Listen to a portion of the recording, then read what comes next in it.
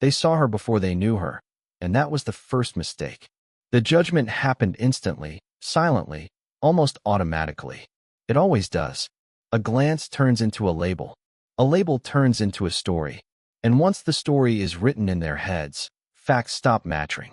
She walked into the room and the air shifted, not because she demanded attention, but because people assigned meaning to the way she looked, the way she dressed, the way she moved. None of it based on who she actually was. To them, appearance was evidence. Beauty meant availability. Confidence meant arrogance. Silence meant ignorance. They didn't ask questions because they believed they already had answers. They assumed her looks were the most interesting thing about her, and that assumption flattened her into something simple and manageable, something they thought they understood. That kind of thinking isn't loud. It doesn't announce itself. It hides behind smirks, inside jokes, sideways glances, and casual disrespect that feels harmless to the people doing it. Misjudgment like this rarely feels cruel to the ones making it. It feels justified. They tell themselves stories to make it reasonable. She likes the attention. She knows what she's doing. She wants this. These lies are comfortable because they remove responsibility. If she's already been reduced to an image, then nothing that happens to her really counts. She becomes a projection instead of a person, and once that happens, empathy disappears.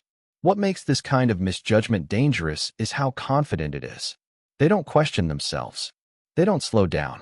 They move forward believing they're smarter, stronger, more aware. They mistake familiarity with control. They think they've seen this type before, when in reality they've only seen a stereotype they keep recycling. The problem with stereotypes is that they collapse complexity into something easy, and easy things are often wrong. She noticed it all. The way conversations shifted when she spoke.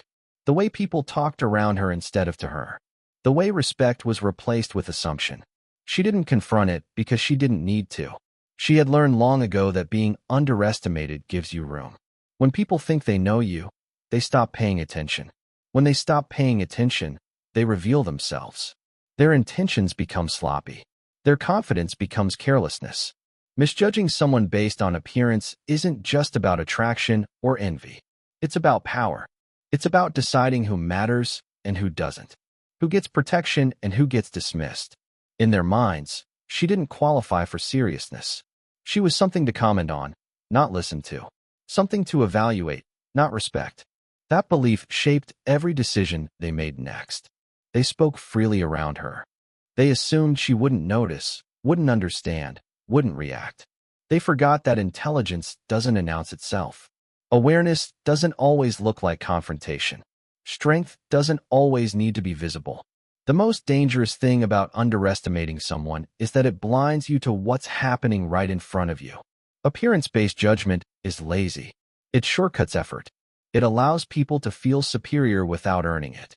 And it often reveals more about the judge than the judged. Their discomfort, their entitlement, their need to categorize instead of connect. In reducing her to a look, they exposed their own limitations. They showed how shallow their perception really was. The irony is that while they were busy defining her by the surface, they missed the deeper truth. They missed her awareness. They missed her composure. They missed the fact that she wasn't alone in the way they assumed. They didn't see the network around her, the experience behind her calm, or the quiet decisions being made while they congratulated themselves on being clever. Misjudgment based on appearance creates a false sense of safety. It convinces people that they are in control of the narrative, that nothing unexpected will happen, that the world will behave according to their assumptions. And when reality doesn't cooperate, when the story they invented collapses, it doesn't feel like a mistake to them. It feels like betrayal, as if the person they misjudged broke a rule that never existed. Predatory assumptions don't begin with action. They begin with permission people give themselves in their own minds. A quiet decision that someone else's boundaries don't count the same way. That decision is rarely spoken out loud. It's implied. It lives in jokes that go too far, in comments framed as compliments, in looks that linger longer than they should. The assumption isn't just desire. It's entitlement, the belief that interest equals access. They convinced themselves that her presence was an invitation, that the way she carried herself meant she was open to whatever they decided to take. Predatory thinking always reframes reality to avoid accountability. If she laughs, it's encouragement. If she's quiet, it's consent. If she pushes back, she's pretending. Every response is twisted to fit the same conclusion. The conclusion is never questioned, only reinforced. This mindset thrives in groups. One person tests the line, another watches, and silence becomes approval. Predators rely on ambiguity because it protects them. Nothing is direct enough to be challenged, but everything is clear enough to escalate. They speak in half-statements and shared glances, building confidence from each other's presence. Responsibility dissolves when it's divided. No one feels fully at fault because no one feels fully in charge. They assume vulnerability where there is none. They mistake politeness for weakness. They see attractiveness as leverage they can exploit rather than a trait that belongs to someone else. These assumptions strip a person of agency. She stops being someone with choices and becomes a situation to manage, a problem to solve, a prize to be claimed. Once that shift happens, empathy becomes an obstacle instead of a guide. Predatory assumptions also depend on hierarchy. They believe they are protected by status, numbers, or environment. The setting feels familiar. The people around them feel predictable. They calculate risk based on how unlikely it seems that anyone will intervene. This calculation has nothing to do with her and everything to do with them. It's about power and probability, not connection or desire. What they never account for is awareness. Predators assume ignorance because it makes their story easier to maintain. They believe they're subtle when they're not. They believe they're clever when they're repetitive. Their behavior follows patterns, and patterns are easy to spot when you're paying attention. She noticed the way they closed distance without invitation, the way they tested reactions before pushing further, the way confidence grew when no one immediately stopped them. These assumptions feed on dehumanization. It's easier to cross lines when you stop seeing someone as fully real. When you reduce them to a role in your own narrative, you don't have to consider impact. You don't have to imagine fear, discomfort, or anger. You only imagine success or failure, winning or losing. That framing is what makes predatory behavior feel justified to the people engaging in it. They believe they were reading her correctly, but they were only projecting themselves. Their intentions colored everything they saw. Predators often confuse their own desire with universal truth. If they want something, they assume it must be wanted. If they feel entitled, they assume entitlement is natural. This blindness isn't accidental. It's cultivated. It allows them to move forward without hesitation. The danger of predatory assumptions is how normal they can appear from the outside. Nothing dramatic happens at first. No single moment screams threat. It's a slow narrowing of space, options, and comfort. Each small step is designed to feel deniable. Each boundary crossed is followed by a pause to see if it will be challenged. When it isn't, they take that as confirmation that their assumptions were correct. What they never consider is that silence doesn't always mean submission. Sometimes it means assessment. Sometimes it means patience. Sometimes it means someone is deciding when and how to respond. Predators assume they control the pace, but they often reveal more than they realize. Their urgency, their insecurity, their reliance on being underestimated by everyone else in the room. They thought they were operating unnoticed, protected by confidence and shared belief. They believed their assumptions made them powerful. They didn't recognize that those same assumptions made them predictable. Power doesn't always announce itself. Sometimes it sits quietly, watching, letting others mistake calm for weakness. Silence has a way of unsettling people who rely on noise and dominance to feel in control. When someone doesn't react the way they expect, it throws them off balance. They start filling the gaps with their own assumptions, and those assumptions are rarely accurate. Restraint is often misunderstood. People think it means fear, hesitation, or lack of ability. In reality, restraint usually comes from confidence, from knowing exactly what you're capable of and choosing not to reveal it too early. Those who depend on intimidation and pressure feel threatened by composure because it can't be provoked easily. It doesn't give them leverage. She didn't raise her voice. She didn't draw attention to herself. She didn't signal distress in the ways people expect. That was part of her strength. She observed. She listened. She noticed who was testing boundaries and who was enabling it through inaction. Silence gave her clarity. While others were busy performing, she was collecting information. Every glance, every word, every shift in tone added to a clearer picture of what was unfolding. Restraint also changes the dynamics of power. When someone refuses to engage on your terms, your control weakens. Predatory behavior depends on reaction. It feeds on discomfort, fear, or submission. When none of those appear, uncertainty creeps in. The aggressor starts questioning themselves, even if they don't realize it. Their confidence becomes performative, louder, less stable. There is discipline in holding back. Not every situation calls for immediate response. Sometimes the strongest move is waiting. Waiting exposes intentions. It separates those who escalate from those who respect boundaries. It reveals who is emboldened by silence and who is checked by it. In that waiting, the truth surfaces without being forced. People often underestimate how deliberate silence can be. It isn't passive. It's controlled. It creates space to think, to plan, to choose the right moment. Emotional reactions are predictable. Composure is not. That unpredictability is a form of power all its own. It keeps options open. It prevents mistakes made in haste. Restraint also protects dignity. When someone refuses to be pulled into chaos, they maintain control over themselves, even if the environment feels hostile. That self-control becomes a quiet boundary. It says you don't get to dictate my behavior. You don't get access to my emotions. You don't get to see me react just because you want me to. Those who rely on dominance often mistake stillness for surrender. They move closer, push harder, believing they're gaining ground. What they don't see is that every step forward without resistance is being measured. They're revealing their intentions more clearly. They're making it easier for someone else to step in with certainty, backed by observation rather than impulse. Silence can also be strategic protection. It keeps attention where it belongs. Loud reactions attract chaos. Calm draws focus. When the moment comes to act, there's no confusion about what's happening or why. The contrast alone is disarming. Sudden clarity after prolonged restraint carries weight. In environments where people expect escalation, restraint disrupts the script. It denies them the drama they anticipate.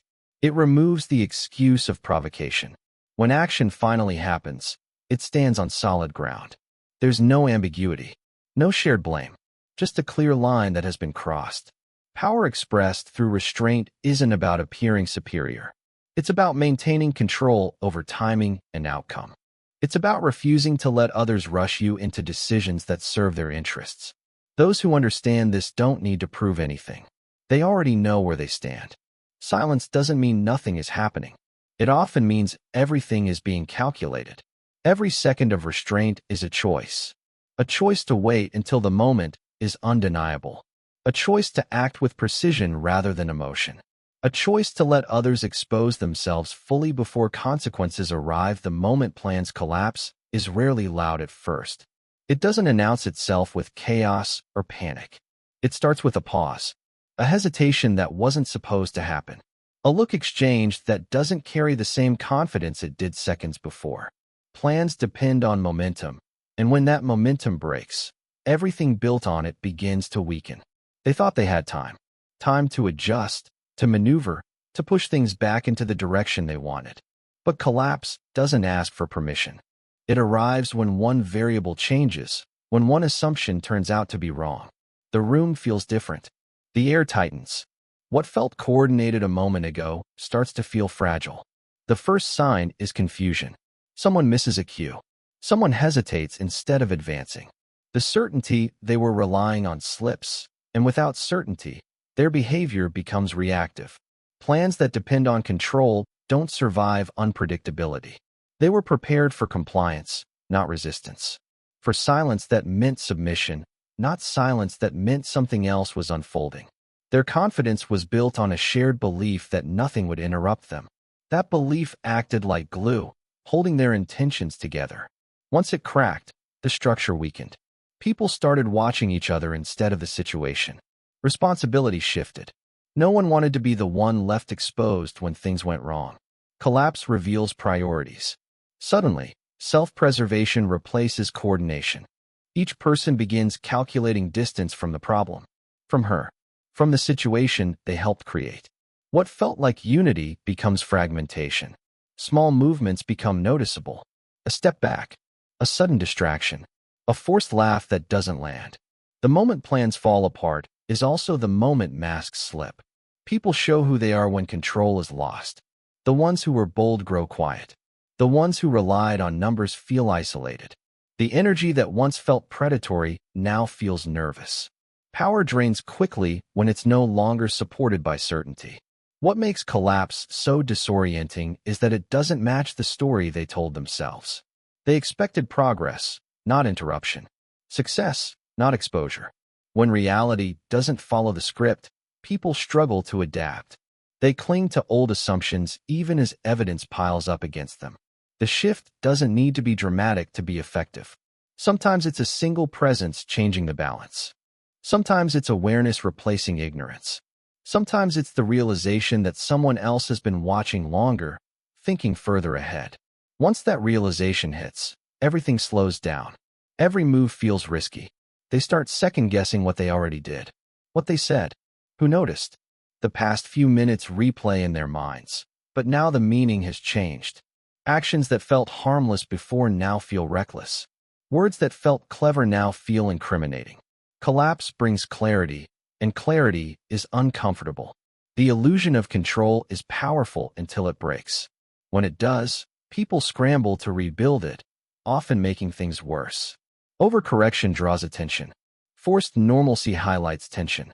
The harder they try to pretend nothing changed, the more obvious the change becomes. Plans don't just collapse outwardly. They collapse internally.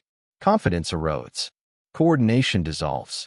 The internal story shifts from "we've got this" to "how do I get out of this?" That shift changes posture, tone, timing. It's visible to anyone paying attention. What they didn't understand is that plans built on misjudgment carry their own failure inside them. The moment the foundation is challenged, the structure can't hold. They built forward without securing behind them. They assumed compliance where there was awareness, predictability where there was patience. Collapse also brings silence of a different kind. Not the controlled silence of restraint, but the hollow silence of realization. The kind where no one wants to be the first to speak because any word might make things worse. That silence stretches, heavy and exposed. In that space, power redistributes, not through force, but through inevitability. Once a plan unravels, it can't be rewound. You can't pretend it didn't exist. You can't undo the intentions that led there. All you can do is face what's left. They felt it slipping before they fully understood why. A sense that something irreversible had just happened. That whatever advantage they thought they had was gone. That the situation no longer belonged to them in the way they expected. The collapse wasn't dramatic, but it was complete. Underestimating others feels safe until it isn't. It gives people a sense of control, a false assurance that they understand the situation well enough to predict the outcome. When someone is written off as harmless, unimportant, or incapable, attention shifts away from them. That shift creates blind spots, and blind spots are where consequences grow. They assumed she lacked influence, that she didn't have leverage, awareness, or support. They believed her presence was passive, that she existed within the limits they assigned to her. This assumption shaped every choice they made. It made them careless. It made them bold in the wrong ways. It made them slow to recognize when the balance started to change. Underestimation strips caution from behavior. People stop checking themselves. They speak more freely, move more openly, and take risks they wouldn't take if they believed someone was watching closely. They confuse comfort with safety. In doing so, they expose intentions that should have stayed hidden. The very confidence they felt became the evidence against them. Consequences don't always arrive as punishment. Sometimes they arrive as loss of control. The moment someone realizes they misjudged another person, there's a rush of recalculation. Everything they thought they understood has to be reevaluated. That mental scramble is disorienting. It disrupts timing. It introduces hesitation. And hesitation in situations built on dominance is costly. They didn't consider that she might be more aware than she appeared, that her quiet wasn't emptiness, but focus, that her restraint wasn't weakness, but choice. Underestimation relies on surface-level observation. It ignores context, experience, and internal resolve. It assumes that what isn't visible doesn't exist.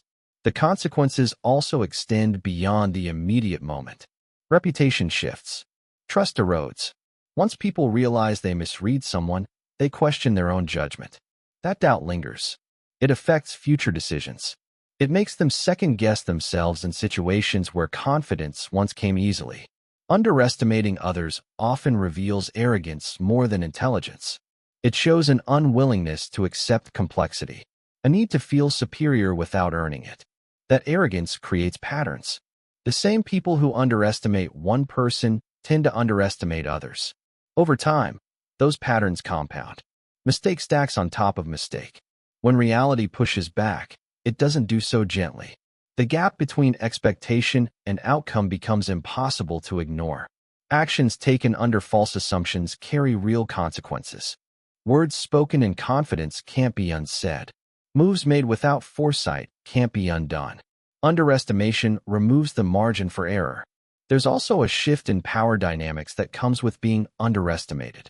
The person dismissed gains informational advantage. They see more, hear more, and prepare more. While others are busy performing confidence, they're quietly positioning themselves. By the time the misjudgment is recognized, the situation has already changed.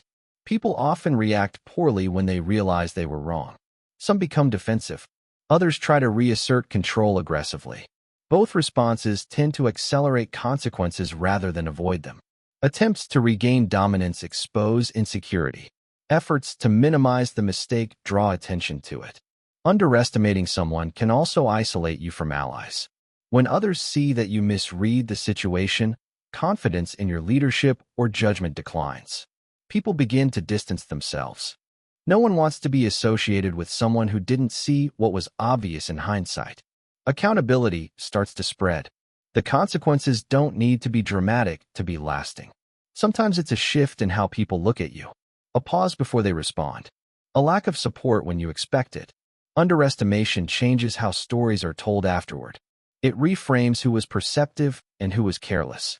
They thought their assumptions protected them. That dismissing her reduced risk.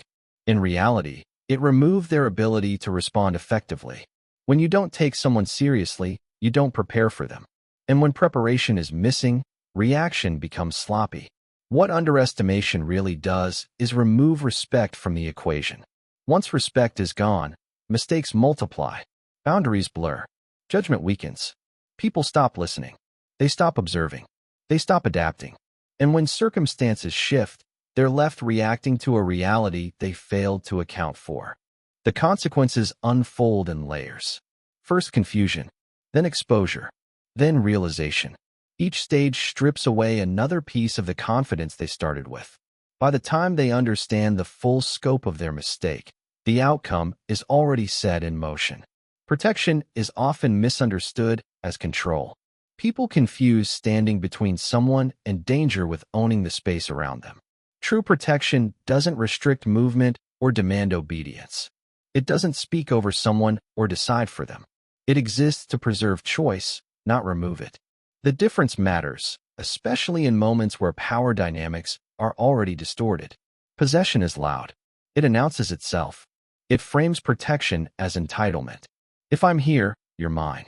If I step in, you owe me. That mindset replaces concern with leverage. It turns safety into a transaction. Protection, when it's real, doesn't ask for recognition. It doesn't seek reward. It doesn't require the person being protected to become smaller. She didn't need to be claimed to be defended. That distinction was clear to the one person who understood what was actually at stake. Protection wasn't about asserting dominance or proving strength. It was about restoring balance. About making sure boundaries were respected without rewriting them in someone else's image. There's restraint even in protection, knowing when to intervene and when to let someone maintain their own agency. Stepping in too early can be just as violating as stepping in too late. Real protection reads the situation accurately. It respects autonomy. It supports without overshadowing. Possession thrives on attention. It wants to be seen. It wants acknowledgement. Protection is quieter. It focuses on outcome, not appearance. The goal isn't to look heroic. It's to ensure safety and dignity remain intact. That kind of focus requires discipline. It requires putting ego aside. Those who confuse protection with possession often center themselves. They make the moment about their role, their authority, their presence. In doing so, they replicate the same imbalance they claim to oppose. The person they're supposedly protecting becomes secondary again. Their voice fades into the background. Real protection amplifies agency instead of replacing it. It creates space where someone can breathe, think, and decide without pressure. It removes threat without imposing obligation. That balance is rare because it demands humility. It demands understanding that strength doesn't need to dominate to be effective.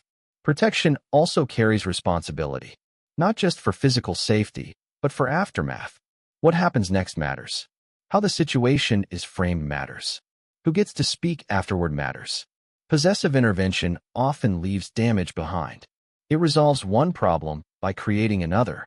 Protection aims to leave nothing broken that doesn't need to be. There's also trust involved. Trust that the person being protected knows themselves. Trust that they don't need to be rewritten or corrected. Protection operates alongside, not above. It acknowledges capability rather than assuming helplessness. In moments of tension, it's easy to default to control. Control feels efficient. It feels decisive. But it strips nuance from the situation. Protection holds nuance. It adapts. It listens. It responds proportionally. It doesn't escalate just to prove a point. The difference shows in posture and tone. Possession crowds space. Protection guards it. Possession speaks for. Protection stands ready to speak if needed. Possession claims. Protection defends without claiming anything in return. Those watching can feel the difference even if they can't articulate it. One approach tightens the room. The other stabilizes it. One shifts power unfairly. The other corrects imbalance without creating a new one. Protection isn't about who looks strongest. It's about who understands restraint. Who knows that real authority doesn't need to announce itself. Who can end a threat without becoming one. When protection is done right, the person at the center doesn't feel reduced. They don't feel owned. They don't feel replaced. They feel respected. They feel seen. They remain themselves before, during, and after the moment passes. That distinction is what separates intervention from intrusion, safety from control, strength from ego.